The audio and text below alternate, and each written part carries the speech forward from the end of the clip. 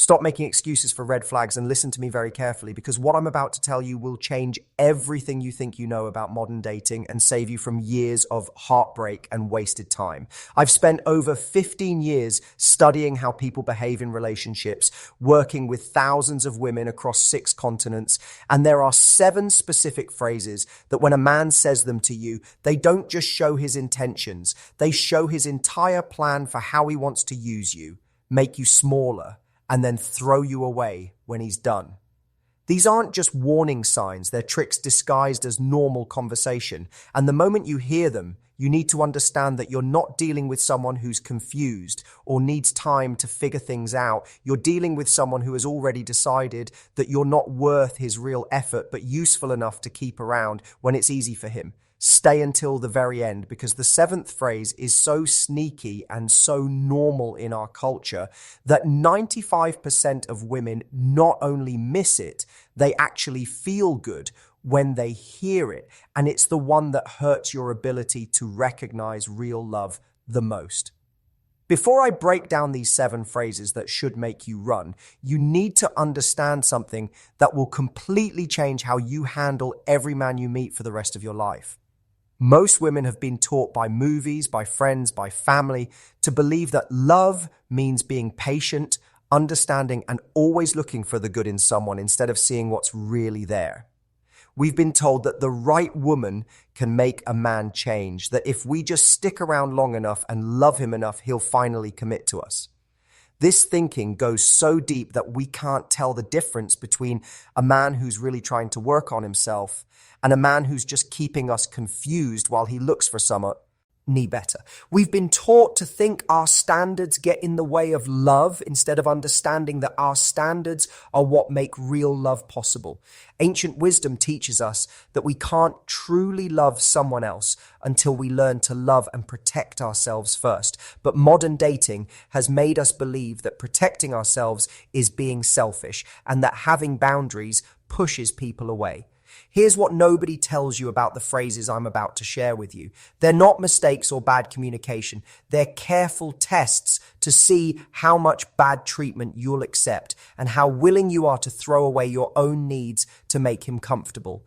Every man who uses these phrases has used them before, has seen how well they work to make women expect less and give more, and he's counting on you to make excuses for his behavior instead of seeing it for what it really is. What I'm about to teach you isn't just dating advice. It's a way to protect yourself that will save not only your heart, but your entire future. Because the man you choose doesn't just affect your love life. He shapes your career, your friendships, your family relationships, your money, your health, and most importantly, how you see yourself. Choose wrong and you'll spend years trying to heal from the damage while watching your dreams disappear as you pour all your energy into someone who never planned to give any back. The first phrase that should make you leave immediately, not tomorrow, not next week, but right now, is when a man says, "I don't want to hurt you," or anything like, "I don't want to lead you on," or "I want to be honest about where I'm at." This phrase is the sneakiest form of manipulation in modern dating because it's designed to make you feel like he's being considerate when he's actually giving himself permission to treat you badly and making it your fault if you get hurt. When a man says this to you, he's not protecting you from getting hurt. He's protecting himself from being blamed when he hurts you. He's basically telling you that he's about to do things that he knows will hurt you, but because he warned you first, you're supposed to thank him for being honest and accept whatever little pieces of attention he decides to give you. This phrase is especially tricky because it makes women think they're dealing with someone who's mature and honest when they're actually dealing with someone who's selfish and calculating. Here's what's really happening when he says this. He's already decided that you're not the woman he wants to be with long term, but you're convenient enough to keep around until something better shows up. And he wants to set up the rules of this arrangement right away so that when he treats you like you don't matter, you can't say he tricked you. He gets to have your time, your emotions, your body, and your loyalty while keeping complete freedom to leave whenever he wants without feeling bad about it. The worst part of this phrase is that it makes you feel like you have to prove that you're strong enough to handle whatever he gives you, that you're not like other women who need security and promises, that you're cool and chill enough to appreciate his honesty. You start trying to be the perfect woman who never needs anything, never asks for more, and makes a man feel guilty for treating her poorly. This is exactly what he wants you to feel, disconnected from your normal need for security so that you'll accept a relationship that only benefits him. The second phrase that should send you running is "you deserve better than me," or similar things like "I'm not good enough for you and you could do so much better." This phrase is pure mental warfare disguised as being humble, and it's designed to make you chase him harder while also giving him permission to treat you poorly. When a man says this, he's not being modest or putting himself down. He's setting up a situation where you spend your energy trying to convince him he's amazing instead of thinking about whether he's actually good enough for your time. This phrase works so well because it triggers women's natural instinct to build people up and help them see their potential. When he tells you that you deserve better, your automatic response is to tell him he's wrong, to list all his good qualities, to convince him that he's being too hard on himself. And while you're doing all that, you completely flip what should be happening in the relationship. Instead of him working to prove he deserves you, you're working to prove he deserves himself, which means you stop asking whether this relationship is actually good for you. What makes this phrase so dangerous is that it's often true. He's right. You do deserve better than what he's giving you, but he's betting that you'll be so busy arguing with him that you'll never stop to think about whether you actually agree with him. He's literally telling you that he's not going to give you what you deserve, but he's saying it in a way that makes you want to argue against your own best interests. This is manipulation at its smartest level because it uses your kindness and loyalty against you. Men who always use this phrase have learned that it's much easier to get women to expect less than it is to actually step up and be better. They've figured out that by acting damaged or unworthy, they can avoid the work of being a good partner while still getting all the benefits of your investment in them. They get to be lazy, unreliable, emotionally unavailable, or inconsistent while you do all the emotional work of making excuses for their behavior and convincing yourself that their potential is worth your present pain. The third phrase that should make every alarm in your body go off is, "I'm not looking for anything serious right now," when he's at the same time creating all the closeness and connection of a serious relationship. This isn't about timing or being ready. This is about wanting full access to you without any of the responsibility that comes with real commitment. When a man says this while texting you every day, spending most nights with you, bringing you into his world and making you emotionally dependent on him, he's lying to your face about what this is. He's building a fake relationship that gives him everything he wants: companionship, consistency, emotional support, physical intimacy, social validation, while clearly telling you that you're not important enough to him to deserve actual commitment. This phrase is designed to keep you ally invested while he keeps looking at other options. And it works because it tricks women into thinking that good behavior will eventually turn into the commitment we want. What makes this especially painful is that it creates a trap where you're constantly trying to prove that you're worth choosing while having to pretend that you don't even want to be chosen. You have to act like you're perfectly happy with whatever this is, while secretly hoping that your patience and understanding will make him want more. You become part of your own mistreatment, accepting less than what you want while acting grateful for whatever attention he decides to give you. This situation is especially cruel because it keeps you in a constant state of worry and confusion. You're always wondering where you stand, always looking for signs that he's changing his mind, always walking on eggshells to avoid being too much or asking for too much. You start to forget your own needs because you're so focused on keeping him comfortable and interested. This isn't love, this is emotional kidnapping. And the longer you stay, the harder it becomes to remember what real care actually feels like. The fourth phrase that tells you everything you need to know about his character is, "You knew what this was," whenever you say you're unhappy with how he's treating you or you want the relationship to move forward. This phrase is pure gaslighting because it's designed to make you feel like you're being crazy for wanting basic respect in a relationship. He's basically telling you that because he set low standards from the beginning, you have no right to expect him to treat you better, even as you become closer and more intimate.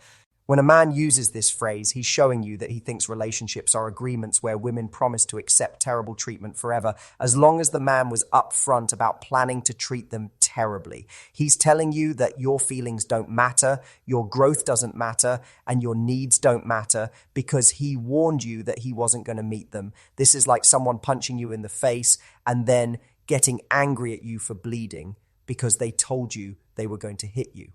What makes this phrase particularly damaging is that it makes you doubt your own memory and perception of what's been happening between you. You start questioning whether you imagined the intimacy, whether you made up the connection, whether you're being unreasonable for expecting someone who acts like your boyfriend to actually be your boyfriend. He's training you to believe that your interpretation of events is wrong and that his version of reality is the only one that matters. This phrase also reveals that he sees your emotional investment as a weakness to be exploited rather than a gift to be treasured. Instead of feeling moved by your growing feelings for him, instead of being inspired by your vulnerability and trust, he sees it as proof that his manipulation is working. He views your desire for more commitment not as a natural progression of intimacy, but as you trying to change the rules of the game, and he punishes you for it by making you feel crazy and demanding. The fifth phrase that should make you run for the hills is, "I don't want to ruin our friendship." When things start getting romantic or when you try to define what's happening between you. This phrase is particularly insidious because it sounds noble and thoughtful when it's actually a way to keep you available while avoiding commitment. When a man says this, he's not protecting a friendship, he's protecting his access to you without responsibility. Here's what's really happening. He enjoys the emotional intimacy, the physical chemistry, and the special connection you have, but he doesn't want to deal with the expectations and accountability that come with calling it what it is. He wants to be able to act like your boyfriend when it's convenient for him and retreat behind the friendship label when it's not. This phrase allows him to have all the benefits of your romantic interest while maintaining complete freedom to pursue other women without feeling like he's cheating or betraying you. What makes this phrase so painful is that it weaponizes your care for him against you. Because you value the connection you have, because you don't want to lose him completely, you accept this impossible situation where you have to pretend that your romantic feelings don't exist while continuing to provide all the emotional support and intimacy that feeds those feelings. You become trapped in a friendship that isn't actually a friendship because there's too much romantic tension, and it's not a relationship because he won't let it be one. The cruelest part is that men who use this phrase often continue to behave romantically with you while hiding behind the friendship excuse. They'll still be physically affectionate, still have deep emotional conversations, still treat you like you're special. But the moment you try to acknowledge what's really happening or ask for clarity, they retreat behind, "I don't want to ruin our friendship," as if the romantic element was all in your head. The sixth phrase that reveals his true intentions is, "I don't believe in labels," or "Why do we need to put a name on it?" When you ask about the status of your relationship. This phrase is designed to make you feel like you're being shallow or insecure for wanting clarity about where you stand with him. He's trying to convince you that labels are unnecessary complications when labels are actually just honest communication about intentions and commitment. When a man resists labels, he's not being evolved or above conventional relationship structures. He's being strategic about maintaining his options. Labels come with expectations and accountability, and men who avoid them do so because they don't want to be held accountable for how they treat you. If you're not officially his girlfriend, then he doesn't have to act like a boyfriend. If you're not in a committed relationship, then he doesn't have to be committed. This phrase is particularly effective because our culture has somehow convinced us that caring about relationship status makes us needy or insecure, when in reality, wanting to know where you stand with someone is completely natural and healthy. You're not being clingy for wanting to know if you're in an exclusive relationship. You're being smart.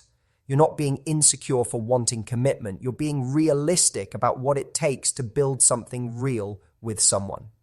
What men who use this phrase don't tell you is that they absolutely believe in labels when it serves them. They believe in the label of friend when they want to justify treating you poorly. They believe in the label of casual when they want to keep their options open. And they definitely believe in the label of girlfriend when they find someone they actually want to commit to. The problem isn't with labels. The problem is that he doesn't want to give you the label that would require him to treat you with the respect you deserve.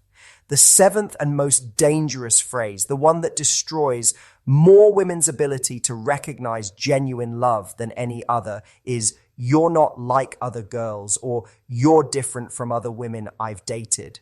This phrase sounds like the ultimate compliment, and that's exactly why it's so dangerous. Women hear this and feel special, chosen, understood in a way that other women weren't. But what you're actually receiving is a manipulation tactic that separates you from your natural support system and makes you complicit in your own mistreatment. When a man tells you that you're not like other girls, he's not complimenting you, he's programming you. He's setting up an identity for you that you'll feel pressure to maintain. And that identity is built on being the exception to female nature rather than being a whole, complete woman with normal female needs and desires. This phrase trains you to pride yourself on not needing the things that women typically need: security, commitment, emotional availability, respect, consistency, because needing those things would make you like other girls. This phrase is particularly insidious because it makes you an accomplice in your own degradation. You start to see other women as needy, dramatic, or high maintenance, while viewing yourself as cool, understanding, and low maintenance. You begin to judge other women for having standards that you've convinced yourself you're too evolved to need, and in doing so, you completely disconnect from your own natural feminine instincts and needs. What makes this phrase so psychologically damaging is that it creates an identity that's entirely dependent on not being feminine in the ways that might inconvenience him. You become proud of not asking for commitment, proud of not expressing jealousy, proud of not needing reassurance, proud of not having boundaries, proud of being okay with treatment that would make other women leave. You've been convinced that suppressing your natural needs makes you special when it actually makes you available for mistreatment. Men who use this phrase have usually learned that women will work incredibly hard to maintain their special status once they've been told they have it. You'll accept behavior that you would never advise a friend to accept because accepting it proves that you're different, that you're the exception, that you're the one woman who's evolved enough to handle his particular brand of emotional unavailability or inconsistency.